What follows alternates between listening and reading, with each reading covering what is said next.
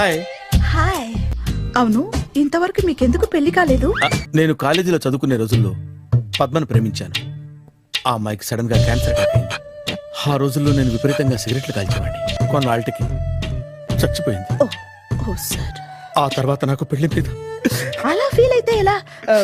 మళ్ళీ ఎవరినైనా ప్రేమించకపోయారా? నో, జీవితంలో మళ్ళీ ఎవరిని ప్రేమించకూడదు అనుకున్నాను. ఏ? ఆ సంగతి సరే, నీకెందుకు పెళ్లి కాలేదు? అదో విచిత్ర కథ.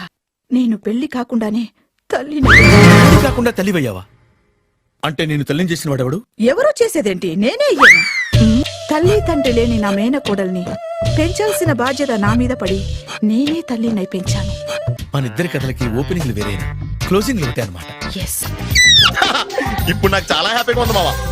బళ్ళు కొంచెం లేట్ అయినా ఒకే ప్లాట్ఫామ్ మీదకి వచ్చి ఆగినాయి.